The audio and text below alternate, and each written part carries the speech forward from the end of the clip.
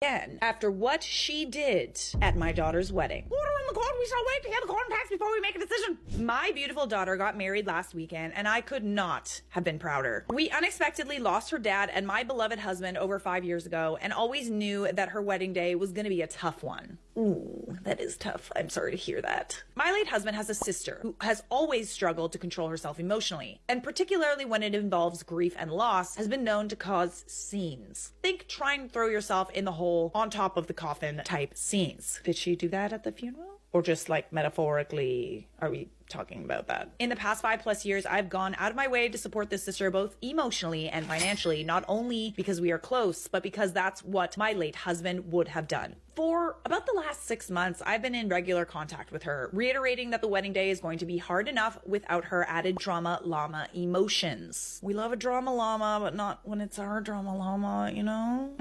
Other people's drama llama we're okay with, but not when it's galloping through our lives, you know? I make it very clear that the bride had included many personal and thoughtful touches into the day to remember her dad. E.g., she'd asked all her uncles and significant men in her life, including the groom, to wear one of his ties. Oh, that is so thoughtful, bestie. And that we above anyone were well aware of his absence on such a day. I asked sister-in-law to please just be respectful and honor the bride's wishes to not make a scene. The fact that you even have to have that disclaimer, and let me guess, even the disclaimer didn't stop her. Wedding day arrives and it was an emotional day. Honestly, weddings that involve, well, they don't involve a death, but whenever there's like a notable absence because someone who would have been there has passed away, it is just waterworks. Nobody makes a scene, but there do be crying. I went to a wedding once where the bride's brother, you know, had passed away. Obviously no one made a scene, but everybody was crying. Like, it was very, very sad and beautiful at the same time, because they did pay homage to him. You know, I didn't know him personally, and it made me feel closer to the family because they chose to make him such a big part of the day, but it was very sad. My maid of honor surprised my daughter with a small, tasteful medallion with late husband's picture on it, which we tied to her bouquet with many tears. We had lots of talks about how proud he would have been and how much he would have looked forward to seeing his baby grown up and happy, and how he would be with us even if we couldn't see him. Oh God,